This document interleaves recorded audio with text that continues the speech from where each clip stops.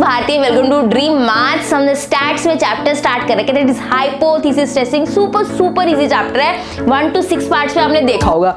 आज हम 7th part करेंगे। 1 to 6 पार्ट्स में हमने सीखा क्या कि लार्ज सैंपल्स के लिए कैसे हाइपोथेसिस टेस्टिंग करते हैं, ये 1 to 6 पार्ट्स में सीखा।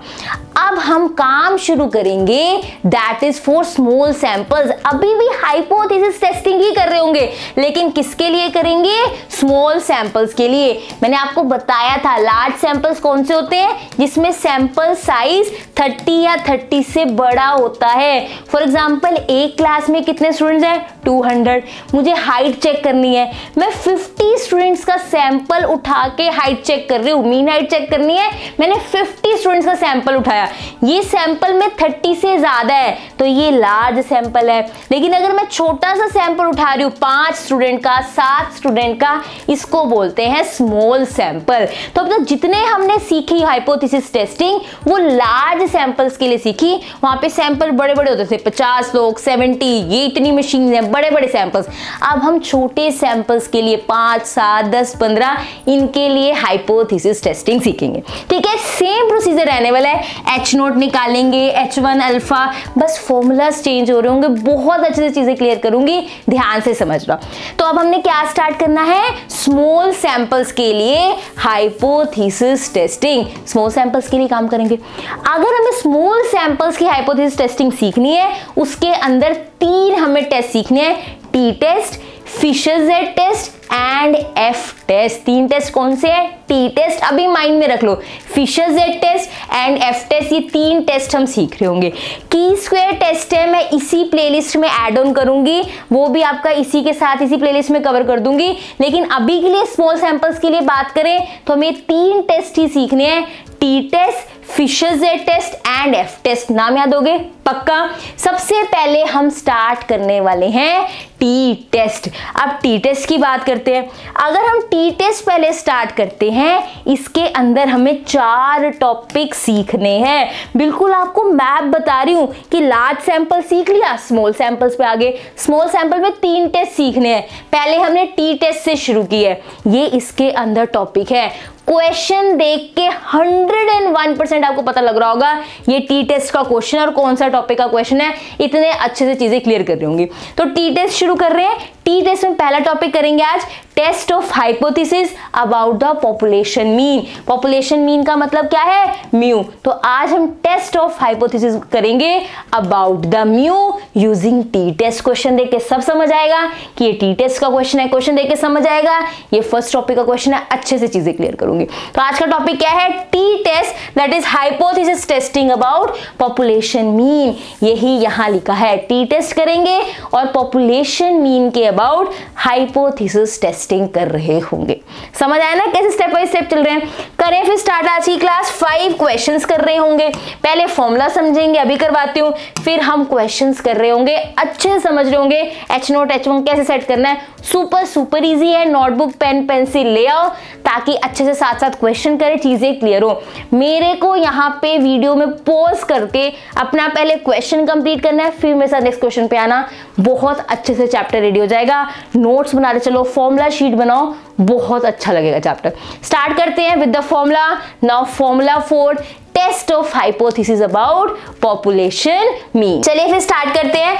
क्या करना है? हाइपोथेसिस की टेस्टिंग करनी है अबाउट पॉपुलेशन मीन। मतलब हमारे पास फॉर्मूला में म्यू हो रहा होगा, पॉपुलेशन मीन को म्यू से डिनोट करते हैं। पहले हम जब लार्ज सैंपल्स की बात करते थे वहां जेड निकालते थे। अब टी टेस्ट है तो हम टी निकालेंगे। हम hypothesis testing with T test कर रहे हैं तो हम टी निकाल रहे होंगे। टी इज इक्वल्स टू, क्या फॉर्मूला होता है ध्यान से देखना, एक्स बार, यही लर्न कर लेंगे, minus mu upon S into under root N. बहुत सिंपल फॉर्मूला है। एक्स बार क्या है? सैंपल का मीन।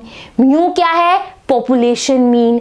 n क्या है, सैंपल का साइज, कितना लिए गया है, 4 बच्चों का डाटा उठाया गया, 5 बच्चों का डाटा उठाया गया, वो है n। और s क्या है, modified form of standard deviation. क्या है s, modified form of standard deviation. Super easy है, ध्यान से चीज समझते जाओ। अब ये s कैसे निकालना है, x बार हम क्वेश्चन में निकाल रहे होंगे, डाटा जो दिया होगा, म्यू भी हमें क्वेश्चन में दिया होगा, n भी हमें बता रखा होगा कितना डाटा है, s कैसे निकलेगा, मॉडिफाइड फॉर्म स्टैंडर्ड डेविएशन। अब ये देखते हैं s का फॉर्मूला, देखो ध्यान से, पहला फॉर्मूला बता रही हूं, under root summation x minus x bar का स्क्वायर अपॉन n माइनस 1। मेरी बात ध्यान से समझना, समीशन से डरने की जरूरत है ही नहीं। मान लो x में 1 2 है, तो समीशन x का मतलब होता है सारी वैल्यूज इसकी ऐड कर दो, 1 + 2, समीशन x क्या हो जाएगा 3। समीशन का मतलब होता है ऐड करके वैल्यूज लिख दो, अगर x 1 2 है तो समीशन x 1 + 2 3 बन जाएगा। समीशन x का मतलब x की सारी वैल्यूज ऐड कर दो। तो अगर summation x minus x bar का स्क्वायर लिखा है तो हम ये निकालेंगे, इसकी सारी वैल्यूज ऐड कर देंगे, हमें समीशन मिल जाएगा। अभी क्वेश्चंस करेंगे पर आइडिया दे रही हूं। तो पहला फॉर्मूला क्या है, modified form of standard deviation निकालने का, ये फॉर्मूला है। आगे चलते हैं, नेक्स्ट फॉर्मूला, इसको इस फॉर्मूला से भी निकाल सकते हैं। क्या है फॉर्मूला, देखो, summation d square minus D bar का स्क्वायर, यहां पे n अपॉन n माइनस 1। आप 1 से 2 बार फॉर्मूला लिख तो ट्रस्ट में ये लर्न हो जाते हैं। हमें कैसे लर्न हुए, ऐसे ही 1 से 2 बार लिखा, फिर इतने टाइम से करवा रहे हैं तो माइंड में चीजें बैठ चुकी है। तो आपने भी ऐसे ही लर्न करने हैं, लिख के, लिखोगे तो लर्न जल्दी होंगे, पढ़ते रहोगे तो नहीं होगा। नेक्स्ट चलते हैं, ये फॉर्मूला क्लियर हो गया। यहाँ पे d क्या है, ये d है x माइनस ए, d क्या है, that is x minus A. n आपको पता है क्या है, d बार क्या होता है, समीशन d बाय n। अभी क्वेश्चन कराऊंगी, बताऊंगी कि कैसे पता चले, s का ये फॉर्मूला यूज करना है कि ये क्वेश्चन में बताऊंगी। थर्ड फॉर्मूला s का है, यहाँ पे n upon n minus 1, root के बाहर स्मॉल s। ये स्मॉल s क्या है, स्टैंडर्ड डेविएशन। ये कैपिटल S तो यही वाला है, ये वाला जो हम सीख रहे हैं निकालना, that is modified form of standard deviation. इसका फॉर्मूला ये भी है, that is small s standard deviation. अगर क्वेश्चन में स्टैंडर्ड डेविएशन दे रखा हो तो मॉडिफाइड फॉर्म इस फॉर्मूला से निकलेगी। बताओ कोई दिक्कत है तो नहीं, पक्का। अब एक चीज ध्यान से समझना, इसको क्या बोलते हैं, अगर कोई लिख रहा है ना d is equals to x minus A, मतलब सिंपल ये लिखे, मान लो x माइनस x बार, ये क्या है, डेविएशन फ्रॉम मीन। क्या है इसका मतलब, डेविएशन फ्रॉम मीन। क्वेश्चन में ये लैंग्वेज लिखी हुई होती है, x माइनस x बार का मतलब क्या होता है, डेविएशन फ्रॉम मीन। ये तो मैथमेटिकल है ना x माइनस x बार, लेकिन अगर इसको लैंग्वेज में पढ़ना आना चाहिए तो डेविएशन फ्रॉम मीन। यहाँ पे x माइनस ए हो गया तो डेविएशन फ्रॉम एज्यूम्ड मीन। ये मीन एज्यूम्ड मीन कैसे निकलते हैं सब कुछ क्वेश्चन में बताऊंगी। अब इस फॉर्मूला समझो, ध्यान से फटाफट से रिवाइज करते हैं। ये टी निकालने का फॉर्मूला है, टी में मॉडिफाइड फॉर्म चाहिए स्टैंड, उसकी क्या कहते हैं, स्टैंडर्ड डेविएशन की। ये उसके 3 फॉर्मूलाज है, ठीक है। इनको, ये तो मैथमेटिकल x माइनस x बार, इसको क्या बोलते हैं, क्या कई बार क्वेश्चन में लैंग्वेज लिखी आती है, डेविएशन फ्रॉम मीन। इसका मतलब आपको x माइनस x बार दिया गया है, लिखा है deviation from that is assumed mean, मतलब वो आपको वैल्यू दे रहा है x माइनस ए की, उसे इस लैंग्वेज में भी बोला जाता है। ये सारे हमने फॉर्मूला कर लिए। बताओ यहाँ तक कोई दिक्कत, चलिए क्वेश्चंस करें। ये फॉर्मूलाज आते हैं, क्वेश्चन यूं कर रहे होंगे, करें स्टार्ट फिर क्वेश्चंस। चलिए फिर चलते हैं क्वेश्चन नंबर 1, ध्यान से समझना क्या कह रहा है question. A group of 5 patients, ठीक है, 5 पेशेंट्स की बात हो रही है, बिल्कुल सही है। Treated with a medicine a weights this, 5 लोगों का ग्रुप उठाया गया, उनको मेडिसिन ए दी गई, जिनका वेट बताया गया है, फर्स्ट पर्सन का इतना है, सेकंड का इतना, थर्ड का इतना, फोर्थ का इतना, फिफ्थ का इतना। ये 5 लोगों का ग्रुप है, ये स्मॉल सैंपल का क्वेश्चन है, मेरे यहीं पर ही दिमाग में आ जाना चाहिए। ये स्मॉल सैंपल है, पेपर में थोड़ा लिखा होगा लार्ज सैंपल का, स्मॉल सैंपल का है, यहां से पता लगना चाहिए। N5 है, N5 है, इसका मतलब ये किसका है, that is of small sample का क्वेश्चन। आगे देखते हैं, In the light of the above data, discuss the suggestion that mean weight of the population is 48 kg।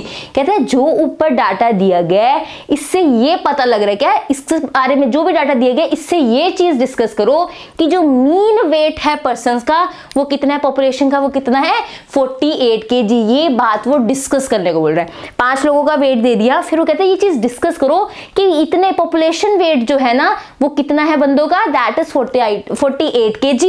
वो यहाँ लिखा हुआ है, ये डिस्कस करने को बोल रहा है। Test at 5% level of significance, discuss करने को बोल रहा है, मतलब वो हमसे ये चीज टेस्ट करवाना चाह रहा है।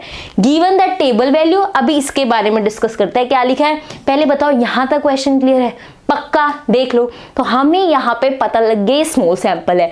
स्मॉल सैंपल में अगर आपको मीन कहीं दिख जाए, मीन वेट, मीन हाइट, तो पक्का अगर मीन की बात हो रही है तो स्मॉल सैंपल में टी टेस्ट में वो मीन का क्वेश्चन है, वो भी किसका, पॉपुलेशन मीन का। मीन वेट किसका है, पॉपुलेशन का। स्मॉल सैंपल पता लग गया, मीन वेट की बात हो रही है पॉपुलेशन की, ये स्मॉल सैंपल का टी टेस्ट का मीन वाले टॉपिक से क्वेश्चन उठकर आया है।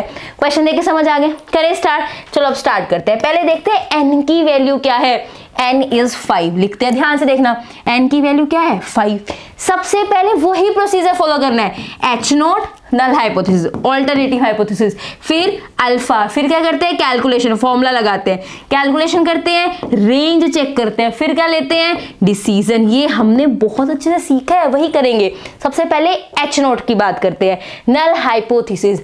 ऐसे क्वेश्चंस में नल हाइपोथेसिस वही लेते हैं जो हम पहले लेते थे, जो वो हमसे टेस्ट करवाना चाहता है या हमसे पूछना चाहता है। उसने कहा डिस्कस करो क्या पॉपुलेशन, सॉरी जो मीन वेट है पॉपुलेशन का, क्या 48 kg हो सकता है। मतलब वो ये पूछ रहा है, क्या टेस्ट कराना चाहता है कि म्यू 48 है कि नहीं है, वो ये टेस्ट कराना चाहता है। तो हम मान लेते हैं हाँ है, हम तो नल हाइपोथेसिस में वही चीज लेना प्रेफर करते हैं जो इक्वल का साइन कंटेन करती हो, म्यू इक्वल टू 48, तो नल हाइपोथेसिस लेंगे। हाँ कह देते हैं कि मीन वेट पॉपुलेशन का 48 kg है, मान लिया, तो म्यू इज इक्वल्स टू 48। क्योंकि मैं म्यू की वैल्यू क्वेश्चन में यूज करना चाहती हूँ तो नल हाइपोथेसिस हम इक्वल टू लेना पसंद करते हैं।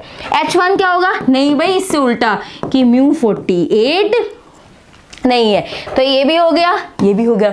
अल्फा की बात करते हैं, अल्फा भी दिया हुआ है कितना 5%, मतलब अल्फा की वैल्यू क्या है 0.05, ये भी हो गया। नेक्स्ट देखो, नेक्स्ट क्या चाहिए, फॉर्मूला, फॉर्मूला लिख लेते हैं। टी की वैल्यू क्या आएगी, X bar minus mu upon that is S into under root N. इधर मोड लगाओगे तो इधर भी मोड आएगा। ठीक है, आगे चलते हैं। ये वैल्यू आ गई हमारे पास, अब ये तो हम कर लेंगे। ठीक है, अब इसके लिए मुझे क्या चाहिए, एस चाहिए। एस का फॉर्मूला, एस का कौन सा फॉर्मूला यूज होगा, फर्स्ट, सेकेंड या थर्ड। थर्ड तो यूज नहीं होगा, थर्ड तो तब यूज होता था जब हमारे पास स्टैंडर्ड डेविएशन होती थी, है ना। ये वाला फॉर्मूला तो अभी यूज नहीं करेंगे क्योंकि क्वेश्चन में स्टैंडर्ड डेविएशन दे नहीं रखा। ये फॉर्मूला यूज करें कि ये फॉर्मूला, ये हमें पता करना है। एस का कौन सा फॉर्मूला यूज करें, ये कैसे पता करते हैं वो चीज सीखते हैं। आप एस इज इक्वल्स टू लिख के छोड़ दो, आगे चलते हैं। अब हम अपनी वैल्यूज नोट करेंगे, यहाँ पे नोट करेंगे एक्स। एक्स का क्या दे रखा है वैल्यूज, 42, 39, 48, 60, 41। आप ऐसे एक्स नोट करोगे। एक्स नोट करने के बाद ये सारा स्पेस छोड़ दो, यार टेबल बनना होता है। आप एक्स बार निकाल रहे होंगे। एस का फॉर्मूला क्या होना चाहिए, ये स्पेस छोड़ के आप अपने डाटा के साथ खेलना शुरू करो। डाटा ही बताएगा कि एस का कौन सा फॉर्मूला यूज करना है। आप यहाँ पे एक्स बार निकालोगे। एक्स बार कैसे निकलता है, समीशन एक्स बाय एन करके। समीशन एक्स का मतलब क्या है, यहाँ हम स्मॉल एन लिख रहे हैं, कैपिटल एन यहाँ पे एक ही है। कितना ये डाटा है वही हमारा एन है, तो आप सिंपल ये भी लिख सकते हो समीशन एक्स बाय, वैसे तो कैपिटल एन लिखते थे हम, लेकिन हम यहाँ पे स्मॉल एन हम लिखते हैं इसको, तो ये स्मॉल एन लिख रहे हैं। यहाँ पे स्मॉल एन कैपिटल एन एक ही है कि यहाँ पे कितनी वैल्यूज है यहाँ पे। ठीक है, अब समीशन एक्स कितना है, यहाँ पे इसको ऐड करो, समीशन एक्स का आंसर आएगा। आप यहाँ पे लिखोगे एन कितना है 5, यहाँ पे क्या करके आंसर निकालोगे। समीशन एक्स का क्या निकलेगा आंसर, डरो मत, सारी कैलकुलेशन यहाँ पे क्यों है, डोंट वरी, हर एक चीज डिस्कस करवाऊंगी, डोंट वरी। समीशन एक्स निकलेगा, एक्स बार निकलेगा। जो आपका एक्स बार का आंसर आएगा, अगर वो पूरा पूरा इंटीजर है 13, 14, 15 पॉइंट्स में नहीं है तो आप फर्स्ट फॉर्मूला यूज करोगे, दैट इज दिस वन। अगर हमारा मीन पॉइंट्स में नहीं आता है तो हम ये फॉर्मूला यूज करते हैं, लेकिन अगर हमारा मीन पॉइंट्स में आता है डेसिमल में 2.3, 7.5, 18.2 तो हम ये वाला फॉर्मूला यूज करते हैं। तो इन दोनों में कंफ्यूजन तो नहीं है, मीन में पॉइंट्स में नहीं आ रहा है एक्स बार तो ये फॉर्मूला, पॉइंट्स में आ रहा है तो ये वाला फॉर्मूला कर रहे होंगे, यही यहां करोगे। एस के लिए ऐसे जगह छोड़ दो रूट लगा के, आप अपना कैलकुलेशन शुरू करो। आपने सबसे पहले ध्यान से देखो मेरी बात, क्या क्या मैं जैसे से बता रही वैसे करना है। आपने एस के लिए स्पेस छोड़ा, ठीक है, अभी मैंने समझाया। उसके बाद आप ये टेबल बना रहे होंगे। आपने पहले नल हाइपोथेसिस लिखनी है, एन लिखा, नल, ऑल्टरनेटिव अल्फा, टी का फॉर्मूला, फिर एस। एस के लिए जगह छोड़ के आपने टेबल बनाना शुरू करना है। यहां पर आ जाओ, एक्स सारा नोट किया। सबसे पहले आप एक्स बार निकालोगे, समीशन एक्स बाई एन, 230/5 46। ये कैलकुलेटर का काम है इसलिए मैंने टाइम सेव करने के लिए करा हुआ है ताकि हम ज्यादा क्वेश्चन डिस्कस कर पाए। एक्स बार की वैल्यू से पता लग जाएगा इसका कौन सा फॉर्मूला लेना है। वो फॉर्मूला आप वापस जाके यहाँ पे लिखोगे। फॉर्मूला क्यों लिख रहे हैं बताती हूँ। जहां पे आपने स्पेस छोड़ी थी ना वहां पे फॉर्मूला लिखोगे, क्या है, एक्स माइनस एक्स बार का स्क्वायर अपॉन n माइनस 1। अब इस फॉर्मूला के अकॉर्डिंग हम काम करना शुरू करेंगे, क्योंकि t निकालने के लिए s चाहिए तो पहले s कैलकुलेट करेंगे तभी t निकलेगा। x बार देखो ध्यान से, हमें क्या चाहिए, summation of x minus x bar का स्क्वायर। समीशन की बाद में बात करते हैं, पहले जो समीशन के अंदर है उसके बारे में बात करेंगे। हम निकालेंगे x माइनस x बार का स्क्वायर। स्क्वायर से पहले हमें x माइनस x बार निकालना पड़ेगा। ये बात समझ आई। x माइनस एक्स बार निकालते हैं, हर एक x से x माइनस मतलब x बार माइनस करेंगे। 39 minus that is 46, 39 minus 46 minus 7, x बार 46 है ना हमारे पास। 48 माइनस 46 दैट इज 2, 60 माइनस 46 14 आ गया, 41 माइनस 46 माइनस 5। ये सारे x माइनस एक्स बार आ गए। हमें क्या चाहिए, x माइनस एक्स बार का स्क्वायर, सबका स्क्वायर यहां कर दिया, ये हमारे पास वैल्यू आ गई। तो हमारे पास फॉर्मूला में क्या चाहिए था, समीशन x माइनस एक्स बार का स्क्वायर। ये x माइनस एक्स बार का स्क्वायर आ गया, समीशन मतलब सबको ऐड करो, ये हमारे पास आ गया। x बार निकाल के फॉर्मूला सिलेक्ट होता है, फॉर्मूला में क्या चाहिए उसके अकॉर्डिंग टेबल बनता है। फर्स्ट क्वेश्चन में टाइम लगेगा, हर एक चीज अच्छे से समझनी है, कैसे पैटर्न काम कर रहा है। आगे तो बस हम फटाफट से क्वेश्चंस कर रहे होंगे, ध्यान से समझो। ये वैल्यू आ गई मेरे पास, अब मेरे पास ये आ चुका है, n की वैल्यू आ चुकी है। आप ये सब टेबल कंप्लीट करके अब दोबारा इसका फॉर्मूला लिखोगे ताकि उसे देख के वैल्यूज पुट कर पाओ। ये हमारा आंसर आएगा 8.51। एक बार s कैलकुलेट हो गया, अब कहाँ जाना है, t पे। इधर मोड लगा है तो इधर भी लगेगा। x बार है हमारे पास बिल्कुल, दैट इज 46। म्यू है हमारे पास बिल्कुल, हमने नल हाइपोथेसिस में लेके चल रहे हैं, दैट इज 48। 46 भी आ गया, 48 भी आ गया। s की बात करते हैं, s कैलकुलेट कर लिया 8.51, वो यहां डाल दो, root n that is root 5। ये सारा कैलकुलेट करके t का आंसर क्या आ रहा है, 0.53। क्वेश्चन करना आया, प्रॉपर काम करना समझ आ रहा है कैसे करना है, ऐसे आप t की वैल्यू निकाल लोगे। यहां तक क्लियर है, बिल्कुल सेम प्रोसीजर था, नल हाइपोथेसिस, ऑल्टरनेटिव अल्फा, फिर हमने फॉर्मूला निकालना शुरू किया, अपना आंसर निकाला। अब रेंज चेक करनी है वो मैं आपको सिखाती हूँ। पहले बताओ यहां तक क्लियर है चीज। चले अब हम आगे चलते हैं। जैसे ही t की वैल्यू आ जाए आपने डिग्री ऑफ फ्रीडम निकालनी होती है। डिग्री ऑफ फ्रीडम निकलती कैसे है, n-1 से। डिग्री ऑफ फ्रीडम को म्यू से डिनोट करते हैं, ये न्यू लिखा है ना, इस न्यू से डिनोट करते हैं, is equals to n-1। n कितना है 5, 5 - 1, आंसर कितना आया 4 आ गया। ये मेरा डिग्री ऑफ फ्रीडम है। टी टेस्ट जब हम करेंगे मीन हाइट के लिए, पॉपुलेशन मीन के लिए, जैसे टी की वैल्यू निकलेगी उसके बाद आपने डिग्री ऑफ फ्रीडम निकालना है। आगे चलते हैं, 4 न्यू इज इक्वल्स टू 4। हमारा डिग्री ऑफ फ्रीडम क्या है 4। बुक्स में यहाँ पे ऐसे भी लिखा होता है, डीएफ मतलब डिग्री ऑफ फ्रीडम, ऐसे भी लिखा होता है, डरना नहीं है। डिग्री ऑफ फ्रीडम कितना है 4। टी की वैल्यू 0.05, क्योंकि हमने 5% क्या लिया था लेवल ऑफ सिग्निफिकेंस, 0.05। इस पे वैल्यू होती है 2.776। जैसे हम z की क्रिटिकल वैल्यू का पता होता था हमें 1.96, 1.64, ऐसे t की वैल्यूज भी होती है। ये तो आपने कोई टेबल करवाया नहीं मैम, कोई टेबल नहीं करवाया मैंने, फिर हमें ये कैसे पता लगेगा कि इसको हमें 2.776 से चेक करना है कि मेरा t का आंसर इससे छोटा है या नहीं। हम वहां पे क्या चेक करते थे कि z की क्रिटिकल वैल्यू ये है और इसका आंसर देखो z से छोटा है कि नहीं, जो हमने कैलकुलेट करते थे। हमने t का आंसर कैलकुलेट कर लिया, ये मेरा t का आंसर है 0.53। मैं कह रही हूँ μ4 के लिए 0.05 के लिए t की वैल्यू ये होनी चाहिए। इससे हम आंसर चेक करेंगे छोटा है या नहीं है। पर ये आंसर वैल्यू आई कहां से, ये समझते हैं। पहले क्वेश्चन कंप्लीट कर लें, फिर मैं बताऊंगी वैल्यू कहां से आई, ठीक है। अब हमारे पास मान लो जैसे वहां क्रिटिकल वैल्यू होती थी ना, इसको कहते हैं टेबल वैल्यू, कि टेबल से निकली हुई वैल्यू है। ये कैसे निकालनी है बताऊंगी। ये हमारी 0.05 पे इतने डिग्री ऑफ फ्रीडम के लिए वैल्यू है 2.776। आंसर टी का कितना आया है 0.53। टी का आंसर मेरे पास कितना आया 0.53। ये तो इससे क्या है छोटा है, तो calculated value of T is less than the table value of T, therefore the null hypothesis accepted। Null hypothesis क्या होगी, एक्सेप्ट। अब नल हाइपोथेसिस ली क्या थी कि मेरा जो पॉपुलेशन मीन है वो 48 हो सकता है, ये क्या हो गया एक्सेप्ट हो गया। therefore लास्ट में क्या लिखेंगे, therefore the mean weight of the population can be 48 kg is 48 kg। ऐसे आप लिख रहे होगे।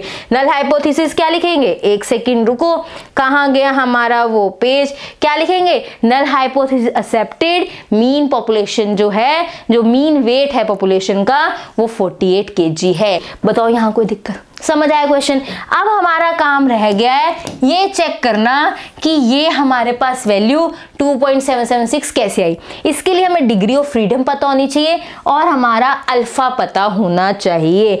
ध्यान से देखना, ये मेरे पास या तो क्वेश्चन में गिवन होता है, ध्यान से देखो, given the table value of T, T की वैल्यू दी हुई है 4 मतलब डिग्री ऑफ फ्रीडम 4 के लिए, यहाँ पे n 5 था, डिग्री ऑफ फ्रीडम 4 था, तो मुझे टेबल वैल्यू टी की दी गई है किसके लिए, डिग्री ऑफ फ्रीडम 4 के लिए। किसके, देखो डीएफ का मतलब डिग्री ऑफ फ्रीडम के लिए, एट 5% लेवल 2.776। कई बार टेबल वैल्यू टी की पेपर में ही ऐसे ब्रैकेट में लिख दी जाती है, हमें कोई और टेबल चेक करने की जरूरत नहीं होती। जैसे यहाँ पे कितनी है 2.776। लेकिन अगर पेपर में ना दिया गया तो हम वेट करते रहेंगे, मैम पेपर में दिया नहीं तो क्या करें, कोई बात नहीं, हमें टेबल देखना भी आता है, हम टेबल भी देख सकते हैं। ध्यान से देखना, वहां क्या था, अल्फा था 0.05, डिग्री ऑफ फ्रीडम क्या थी 4, बस यही दो चीजें हमें चाहिए होती है देखने के लिए।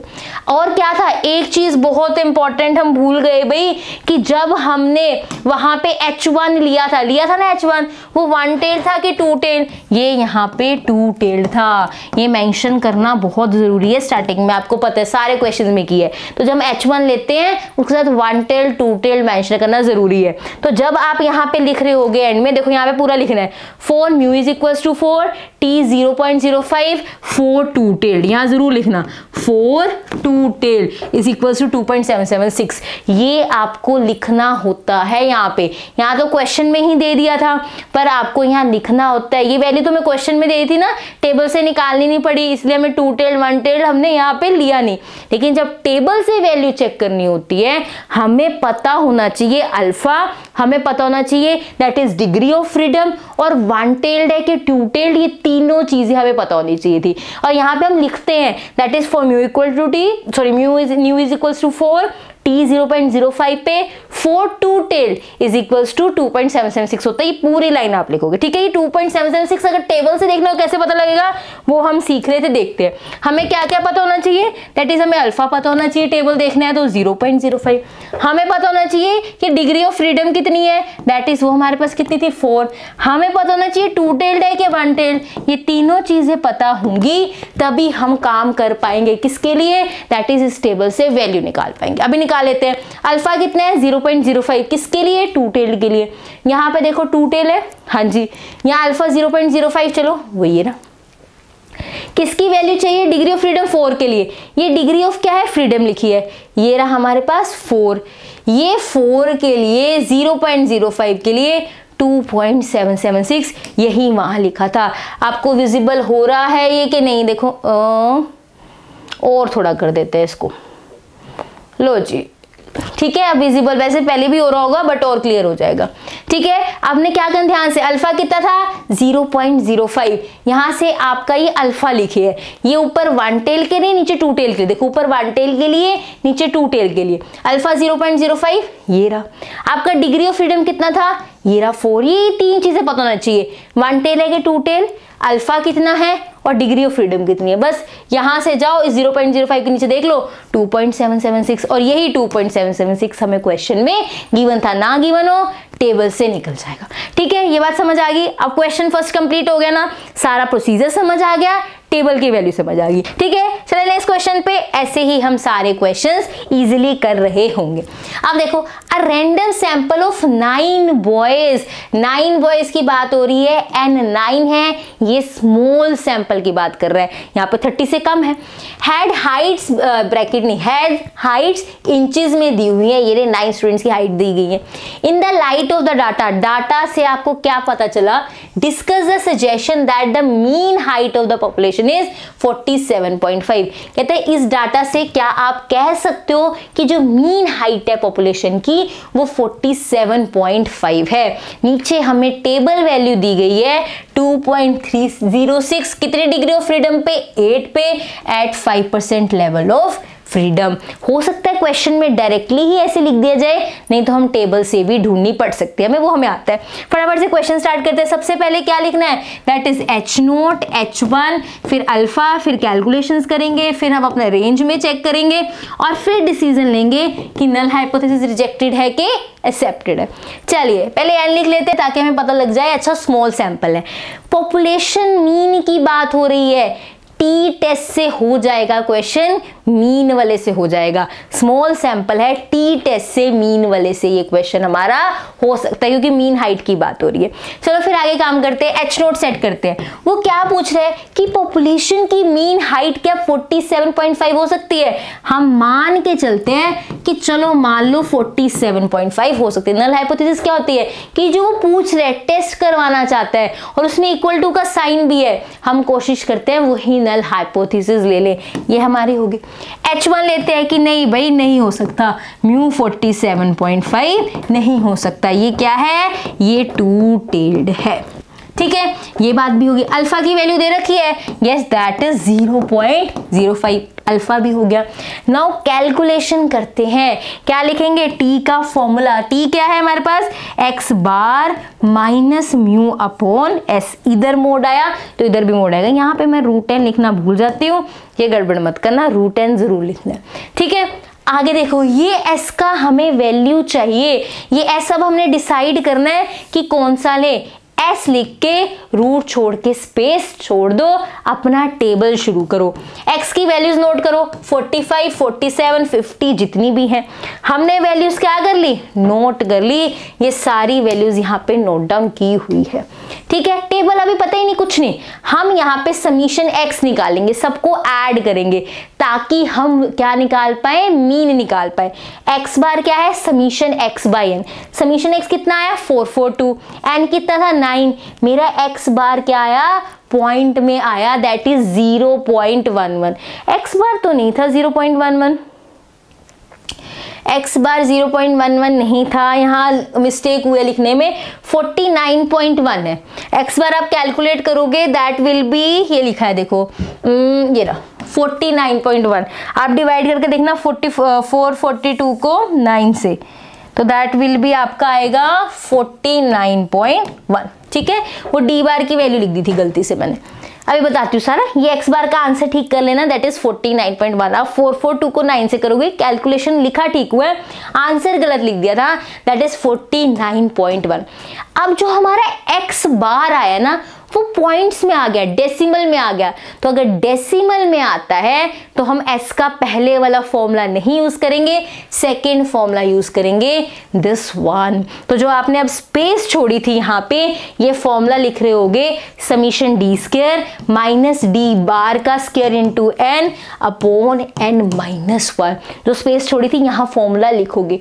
यही फॉर्मूला बताएगा कि आपने टेबल आगे कैसे बनाना है। तो आप पहले ये फॉर्मूला लिखोगे। मुझे क्या चाहिए, डी चाहिए, डी बार चाहिए, एन एन माइनस वन है, मुझे डी और डी बार चाहिए। डी क्या होता है, एक्स माइनस ए क्या होता है, एज्यूम्ड मीन। तो हम पहले डी निकाल रहे होंगे, x माइनस ए क्या है, दैट इज एज्यूम। ये फॉर्मूला हमें बताता है टेबल में कैसे काम करना है। ए क्या है, एज्यूम मीन। वो कैसे होता है, जो देखो एज्यूम मीन निकालने के दो वेज है। पहला तो जो हमारा पॉइंट में आया है दैट इज एक्स बार, वो जैसे 49.1 आया, उसके सबसे पास वाली वैल्यू एक्स में उठा लो, दैट इज 49। यही हमारा ए है। जो हमारा पॉइंट में आता है हम क्या करते हैं, उसका पॉइंट उठा के वो नंबर उठा लेते हैं, वही उसको एज्यूम मीन कह देते हैं। जैसे ए हमने क्या कह दिया, 49। और दूसरा वे क्या है, चलो समझ आ गया कि यहां से हमें पता लग जाता है। दूसरा वे एज्यूम मीन निकालने का क्या है, आपने एक वैल्यू ऊपर से छोड़ी, एक नीचे से छोड़ो, एक ऊपर से एक नीचे से, एक ऊपर से एक नीचे से, एक ऊपर से एक नीचे से। सेंटर में वैल्यू क्या है, 48। इसको भी हम ए ले लेते हैं। दोनों मेथड से आप ए उठा सकते हो। आप चाहे 48 उठाओ चाहे 49 उठाओ, आंसर ऑलमोस्ट एक जैसा आता है। हमारे फाइनल आंसर में कोई फर्क नहीं पड़ता। पर बुक्स में जो आपका मीन आया होता है 49.1, उसी से एज्यूम्ड मीन उठाया जाता है। जैसे मैंने यहाँ पे क्या उठाया, 49 उठाया। क्लियर है चीज। चले आगे, चलिए फिर चलते हैं। दैट इज हम कैलकुलेशन करेंगे। डी कैसे निकालना है, एक्स माइनस ए, मतलब हर एक में से हम 49 माइनस करेंगे। 45 माइनस 49 माइनस 4, ऐसे आप सारे आंसर्स निकालोगे। मुझे क्या चाहिए अपने फॉर्मूला में, दैट इज डी स्क्वायर का समीशन। तो पहले डी स्क्वायर निकालोगे, ये डी था ना, ये डी स्क्वायर निकाला। डी स्क्वायर का समीशन कितना आया, 55। तो ये डी स्क्वायर निकल गया। अब मुझे क्या चाहिए, डी बार का स्क्वायर। डी बार कैसे निकलेगा, मैंने यहां लिखा नहीं, अभी बता देती हूं। डी बार निकलेगा यहां पे, दैट इज फॉर्मूला देखो, D bar is equals to summation D by N. ये फॉर्मूला है डी बार का, समीशन डी बाई एन। ये मेरे डी थे, सबको ऐड करो, आंसर कितना आया, 1। कैलकुलेटर पे कैसे, वैसे तो खुद ही कर लेना चाहिए, बहुत सिंपल है। -4 -2 -6 +1 -5, ऐसे करके आप इजीली कैलकुलेट कर लोगे। अगर कैलकुलेटर पे करना चाहते हो, हमेशा पॉजिटिव वैल्यू से स्टार्ट करो। 2 + 4 + 0 -2 -1 + 3 + 1, प्लस वाली वैल्यू से पहले शुरू करते हैं। कैलकुलेटर से भी कर सकते हो। आंसर कितना आ रहा है, 1। Summation D by N, N की वैल्यू कितनी थी, 9, that is 1/9। Answer will be 0.11। तो समीशन जो मेरा डी बार है वो कितना आया, 0.11। जो आपके एस में चीजें चाहिए सब निकाल ली, D square D bar N N -1 होता है। तो ये टेबल हमें एस निकालने में हेल्प करता है। अब टेबल का काम खत्म।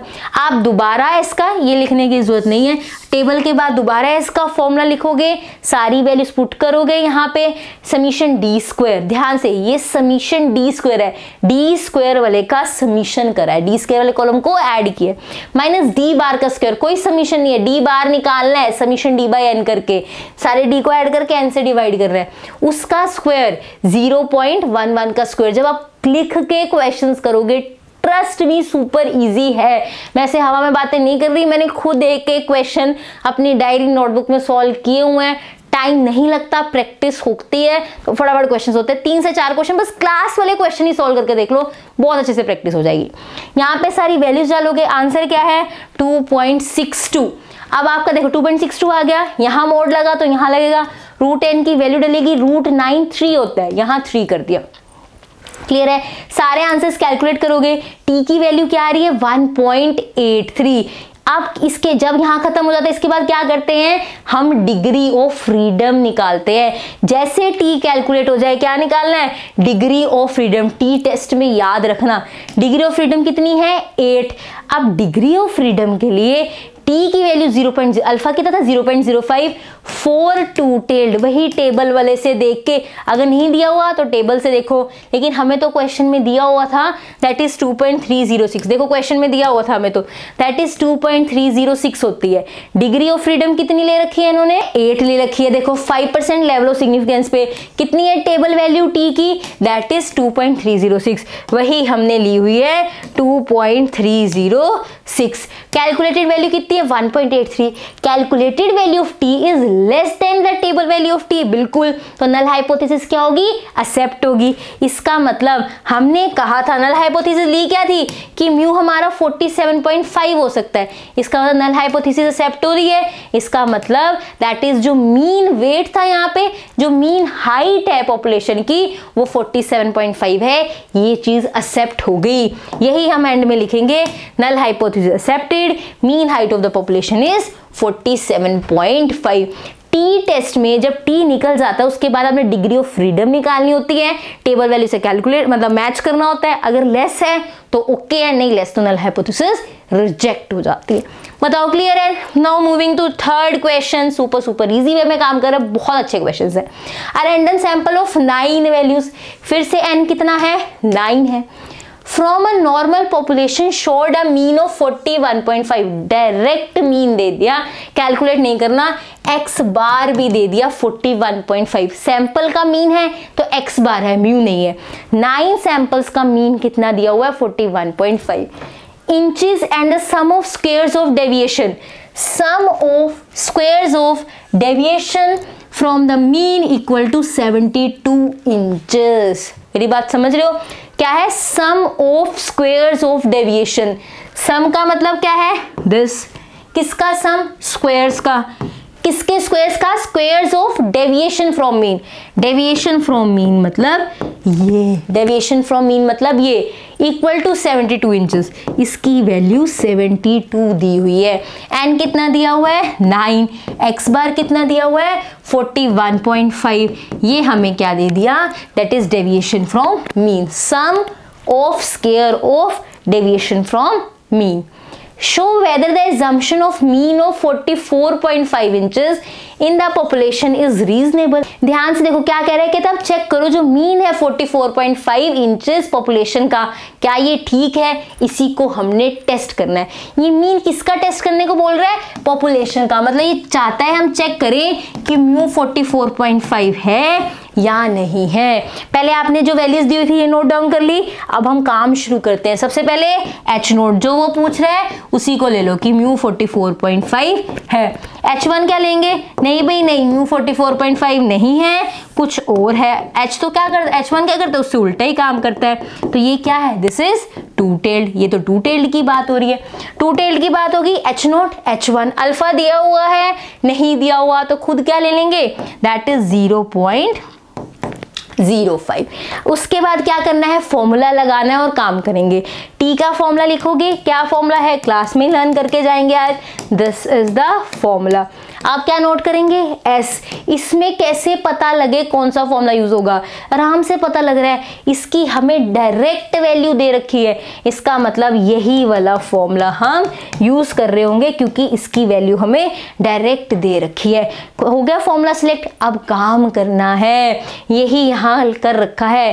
पहले लिखा फॉर्मूला, ठीक है ना, जो मैंने अभी आपको फॉर्मूला लिखवाया ना, ये वाला, ये वही फॉर्मूला है। फिर एस का फॉर्मूला वो ये रहा, सिलेक्शन होगी क्योंकि ये दे रखा था क्वेश्चन में, वैल्यू डाली, आंसर कितना आया 3, एस आ गया तो क्या निकालेंगे टी, एक्स बार म्यू की वैल्यू, आंसर कितना आया, दैट इज ये भी 3 आया।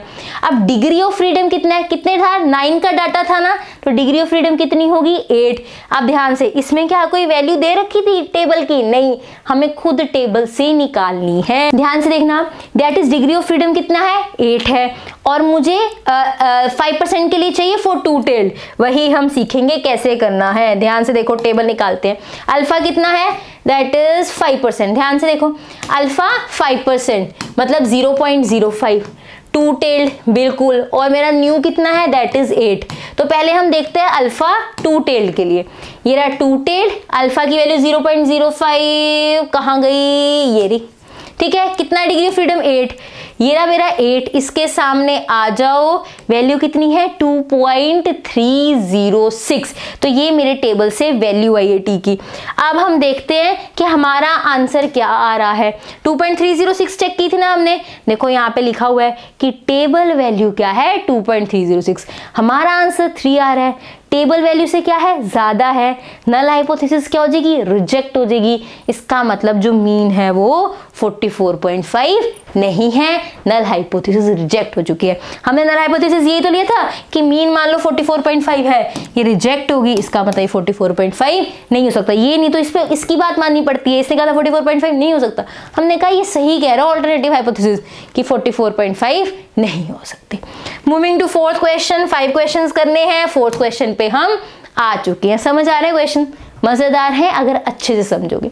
16 oil tins are taken at random, 16 की बात हो रही है, स्मॉल सैंपल है, एन की value 16। From an automatic filling machine 16 tins उठाएंगे। The mean weight of the tins, जो मीन वेट है टीन्स का वो 14.5 kg है, मतलब x बार दे दिया, सैंपल का दे रहा है वो मीन, तो x बार दिया हुआ है।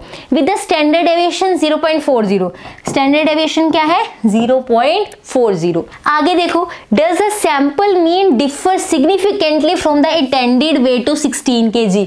कहता है इंटेंडेड वेट कितना है 16 kg, क्या आपको लगता है इसमें डिफरेंस आएगा? मतलब वो जानना चाहता है कि आपको लगता है कि म्यू 16 होगा कि नहीं होगा। मेरी बात समझ आ रही है? तो हमें क्या चेक करना है कि म्यू 16 है कि नहीं। तो हम अपना h0 सेट कर लेते हैं कि नहीं नहीं म्यू तो 16 ही है, तो h1 क्या होगा कि म्यू 16 नहीं है।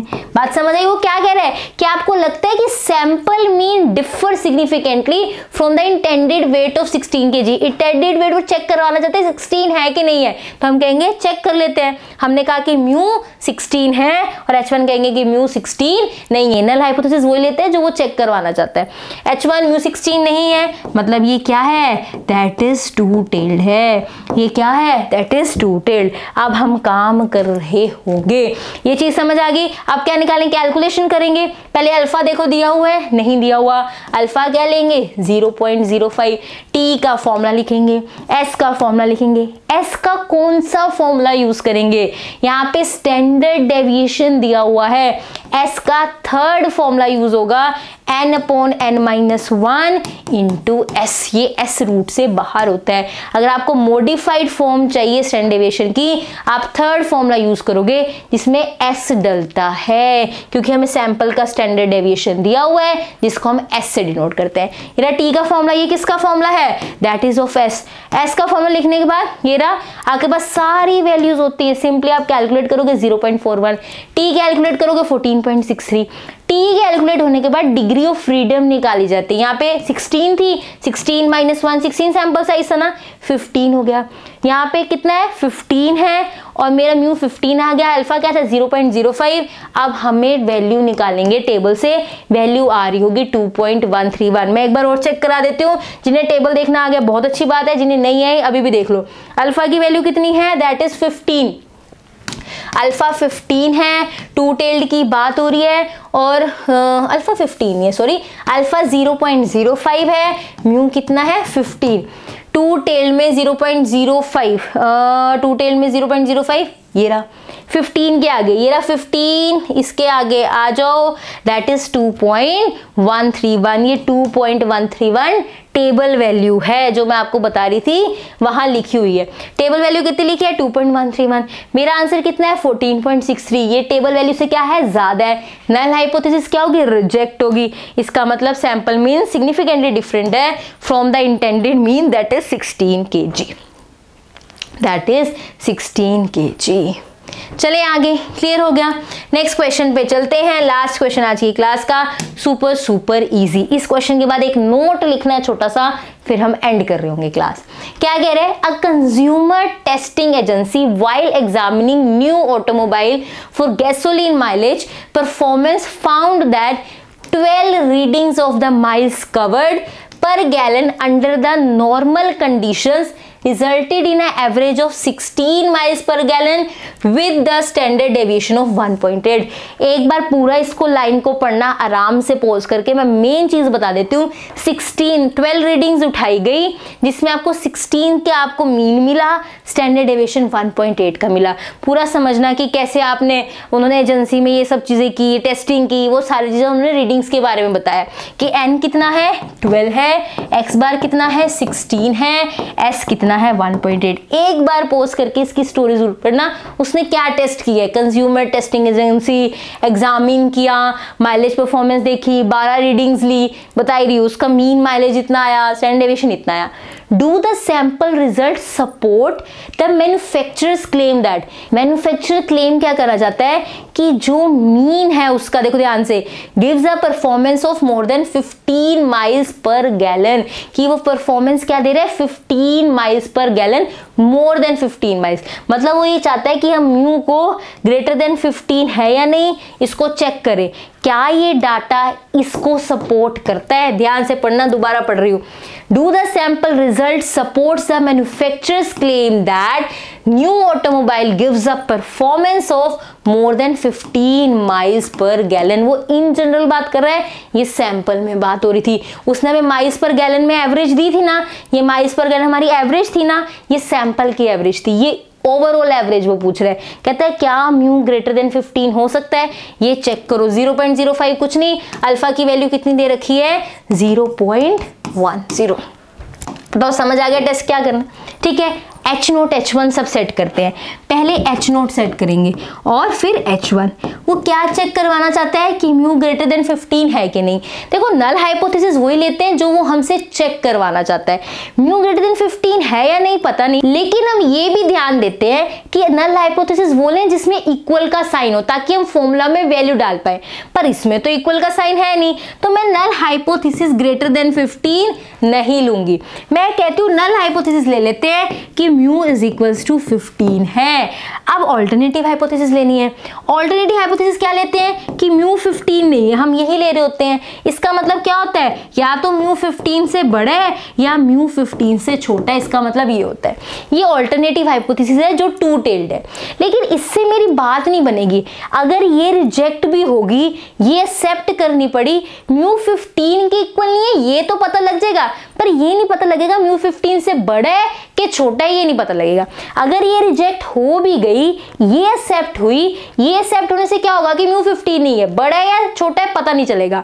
तो हम क्या लेंगे ऑल्टरनेटिव हाइपोथेसिस कि म्यू 15 से बड़ा है। हम ऑल्टरनेटिव हाइपोथेसिस टू टेल्ड भी ले सकते हैं, वन टेल्ड भी।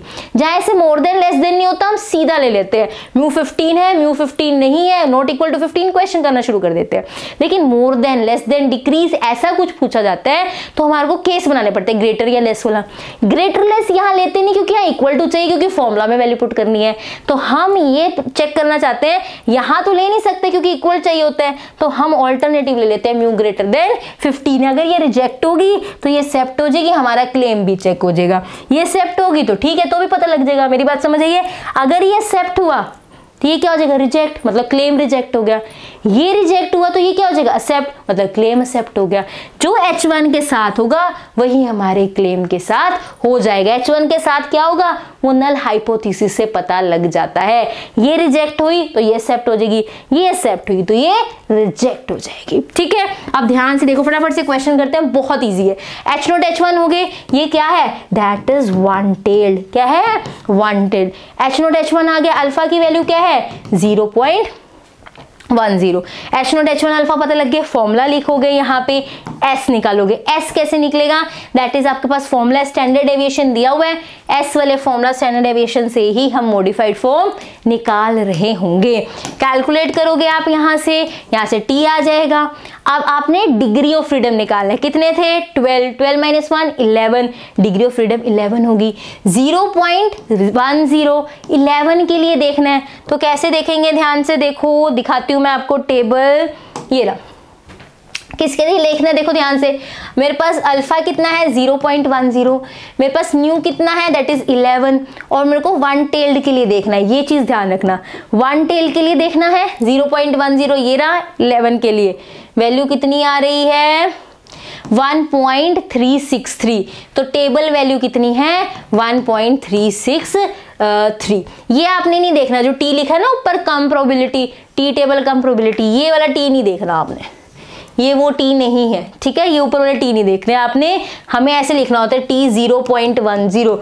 ये वाले टी की वैल्यूज आपने नहीं देखनी। टी 0.10 का मतलब क्या है, टी की वैल्यू निकालनी है अल्फा 0.10 पे, क्या ये 1.363। तो अभी देख लेते हैं 1.363, यही लिखा हुआ है यहाँ पे, बिल्कुल यही लिखा हुआ है, लिखा ही नहीं हुआ, ये है भाई 1.363। तो मेरी कैलकुलेटेड वैल्यू क्या है, इससे कम है। नल हाइपोथेसिस रिजेक्टेड, नल है मतलब रिजेक्ट हो रही है, तो ऑल्टरनेट एक्सेप्ट हो रही है। इट मींस मेरा म्यू ग्रेटर देन 15 है। देखो ध्यान से, यही चीज हमने कही थी, ये क्या होगी, रिजेक्ट होगी, रिजेक्ट होगी तो ये क्या होगी, एक्सेप्ट। ये एक्सेप्ट हो रही है मतलब म्यू ग्रेटर देन 15 है, मतलब उसका क्लेम करेक्ट है, जो मेरा म्यू है वो ग्रेटर देन 15 हो सकता है, यही उसने क्लेम किया था। तो लिखेंगे null hypothesis rejected, sample result support, वो पूरी लाइन आप क्वेश्चन वाली लिखते हो। सैंपल रिजल्ट कहाँ गया, sample result support the manufacturers claim that a new automobile, पूरा आप यहाँ से लेके डू तक नहीं, बस सैंपल से लेके यहाँ तक गैलन तक एज इट इज लाइन आप अपने आंसर में फाइनल में लिख रहे होंगे। क्लियर है चीज। अब मैंने आपको कहा था नोट लिखवाने हैं एंड में, वो नोट अब कर लेते हैं, बस फिर क्लास एंड करते हैं। फटाफट से नोट लिखो, जल्दी से लिखो। नोट क्या है, अगर आपके पास स्टैंडर्ड डेविएशन दे रखा हो, आप डायरेक्टली टी निकाल सकते हैं with the formula x bar minus mu, यहाँ आपके पास आ जाएगा एस इंटू √n-1। अगर आपको स्टैंडर्ड डेविएशन दिया हो, आपको मॉडिफाइड फॉर्म निकालने की जरूरत नहीं है, आप इस डायरेक्ट फॉर्मूला के, टी के डायरेक्ट फॉर्मूला से भी टी निकाल सकते हो, सेम आंसर आता है। एक्स बार कितना था हमें दिया हुआ था, दैट 16, म्यू कितना हमने मान के चले थे, दैट इज 15, एस कितना दे रखा है, दैट इज 1.8 इंटू √n-1 मतलब इंटू कितने का दे रखा था हमें 12 इंटू 11 कर लो, √11। आप कैलकुलेट करना, टी की सेम वैल्यू आएगी, मुझे कमेंट सेक्शन में लिखना दैट इज सेम। सेम से मैं समझ जाऊंगी कि आपने कैलकुलेट करके देखा है और आपको टी का सेम आंसर मिला है, दैट इज 1.848। तो अगर स्टैंडर्ड डेविएशन दिया हो, आप ये एस निकालने की जरूरत नहीं है, आप सीधा टी से भी काम कर सकते हो ये फॉर्मूला यूज करके। फिर आप कहोगे मैम फिर क्यों बताया हमें एस वाला, क्योंकि कई बार टीचर नंबर क्या कर रहा होता है, स्टेप वाइज दे रहा होता है, तो वो क्या करता है, वो कहता है नहीं भी स्टैंडर्ड वो भी निकालना होना चाहिए मॉडिफाइड फॉर्म, तो वो ये भी चेक करता है, तो वो डायरेक्ट फॉर्मूला पे कई बार मार्क्स नहीं देता।